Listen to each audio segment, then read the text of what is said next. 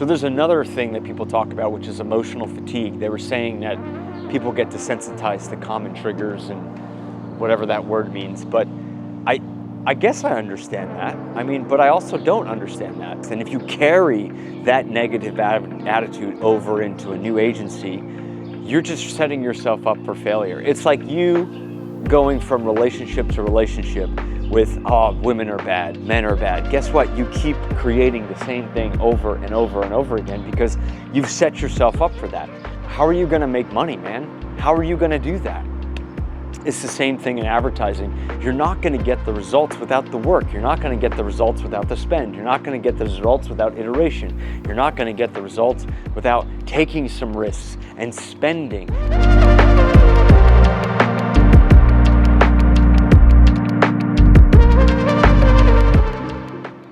So I was doing a Google search and I just asked, I was like, what is it about advertising that people are struggling the most with? And I have the full list here.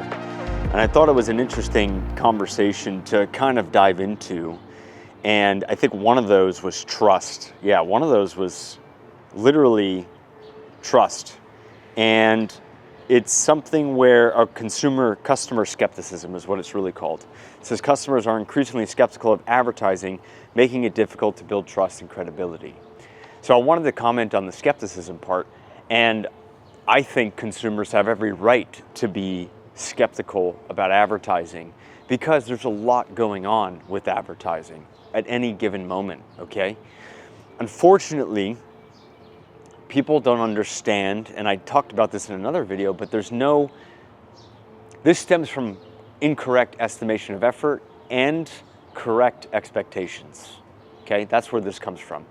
So somewhere along the line, someone sold them an advertising or a promotion package, and the next thing that they knew is that they were like, oh my God, I'm gonna go, and we're gonna produce all this revenue, we're gonna make all this income, and we're gonna kill it, and it's gonna be great.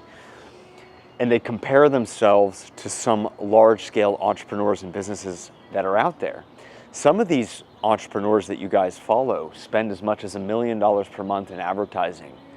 And some of them don't make money from it. Some of them just do it because they can. Some of them just do it because all they care about is a name. So if you're just starting out and your business is fresh and you're trying to make an impact and you got something valuable to say, I'm not saying don't do it. I'm not saying you shouldn't promote. I'm not saying any of those things. I think you need to just have the correct estimation of effort and expectation of what you're getting yourself into here. This is not a 6 month, a 1 year, 2 year thing. This is a long thing. This is a 5, 6, 7 year thing, maybe even more, right? Now you can come out the gate and you can win it with your product, you could win it with your service, and it could just be a smash hit. That's like a 1 in 100 chance of that happening. And I'm not saying this to be negative. I'm saying this to be as honest and as practical as I can. So if you're coming into the marketplace with a $3,000, $5,000 budget per month in ad spend by itself versus other guys that might be spending that per day. I know insurance companies that spend $15,000 a day in actual advertising. So if you're coming in, you gotta just remember this point. No matter how good your offer is, how good your messaging is, you still have to jockey and fight for that position, right? So this consumer skepticism about advertising not working, my guy Tyler on my team said something really interesting. He said, look, Facebook's good at advertising. Google's good at advertising. They have to be good because they want you to spend money with them, right? And if they weren't good at it, we wouldn't be doing advertising, but they are good at it. So we have to acknowledge that. Where the problem lies is in the actual competitive of the marketplace, the competition of the marketplace, and your actual spend that you're going to use out there. And so you just got to come into the show with a little bit more of a proper expectation on this is what I'm getting myself into. Might be a little painful for a little while, and that's okay. It's what happens. It's part of the journey. It's part of the trick. It's part of the thing. But this skepticism really only comes because there were bad experiences in the past. And if you carry that negative attitude over into a new agency, you're just setting yourself up for failure. It's like you going from relationship to relationship with, oh, women are bad, men are bad. Guess what? You keep creating the same thing over and over and over again because you've set yourself up for that. Consumer skepticism comes from expectations, but also the competitiveness and the amount that's being spent in the marketplace. So there's another thing that people talk about, which is emotional fatigue. They were saying that people get desensitized to common triggers and whatever that word means. But I guess I understand that. I mean, but I also don't understand that, because I've run ads that after several tests, we've been able to isolate what is the right trigger, what is the right thing to say. And when we did that, I mean, there's ads I've run for 2 years that I haven't had to change because it just works. And then when I've tried to change it because I thought it was experiencing creative fatigue, or emotional fatigue is what people call it, it didn't deliver anywhere near the right results that came in. So if you think that your ads are experiencing emotional fatigue, I would just look at what people are really talking about when they come through as a lead and ask them, what you think about that ad?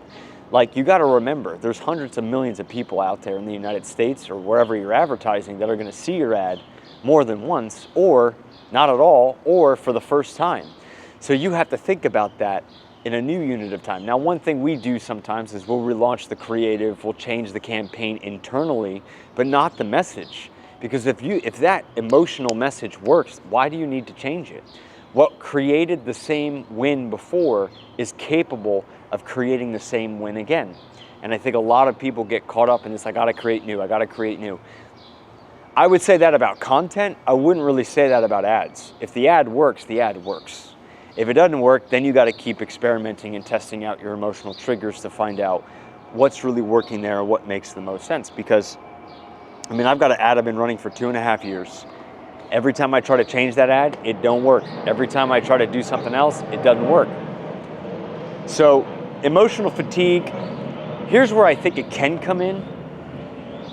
It can come in if everybody in your industry is using the same language as your ad. That's where I think it becomes emotionally fatigued, because everybody's just hearing the same message, so there's no way to really differentiate that message from another message. Case in point would be, there was a period of time where people were like trashing ads, just trashing, and there still are a few people that run ads that do this.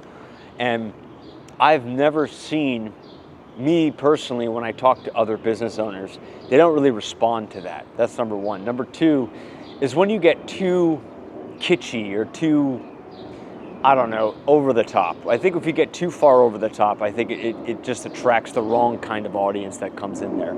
So emotional triggers, can they be a hindrance?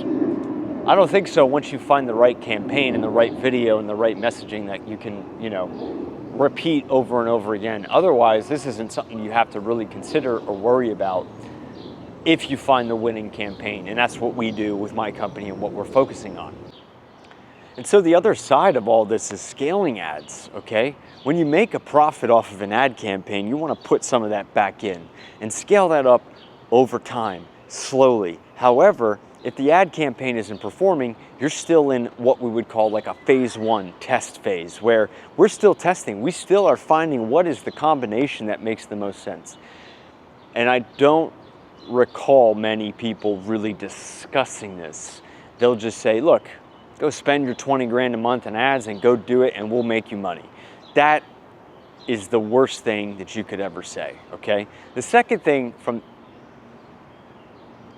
I just saw my car drive by. What? So I literally just saw another Aston DB12 drive by, and it looked exactly like mine, and we ran all the way over just to make sure that nobody took it. It's fine, we're alive, everything's okay. So sorry, there it is, it's right there. See, she's good, she's sitting there, she's okay.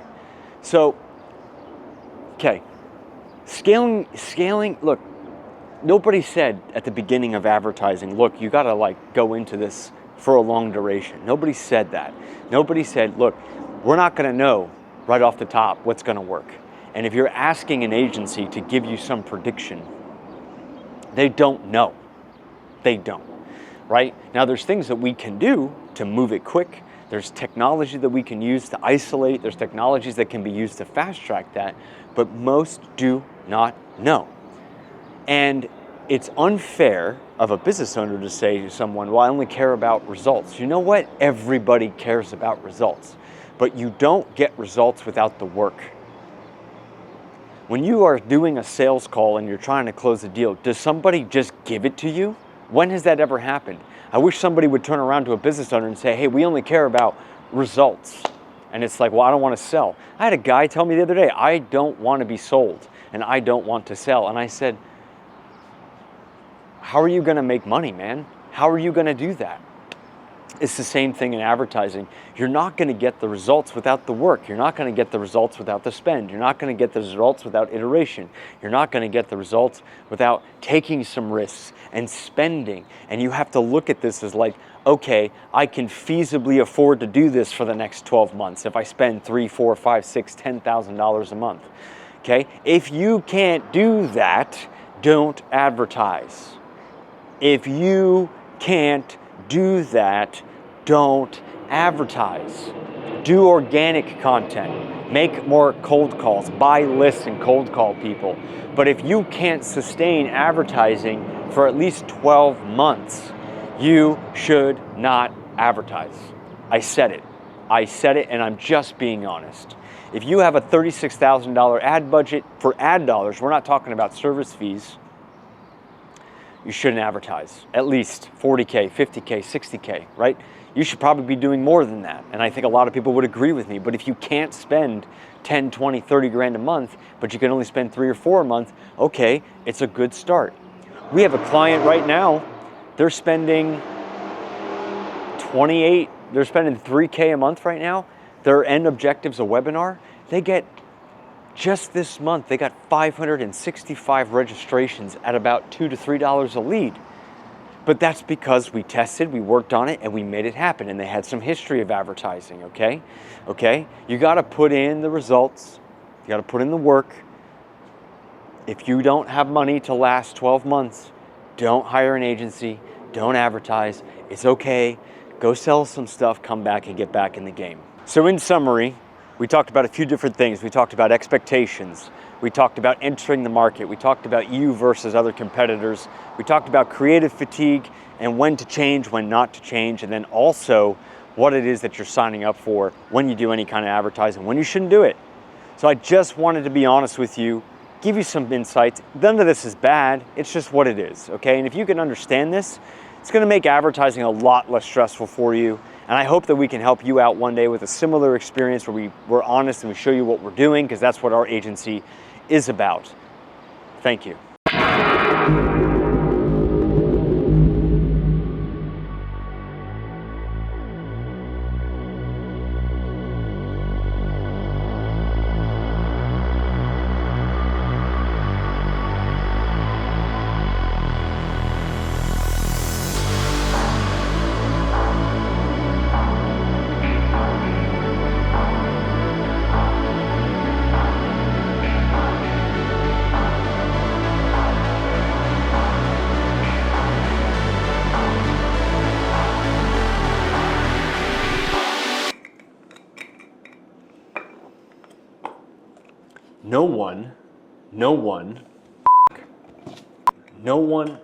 No one will do you like me.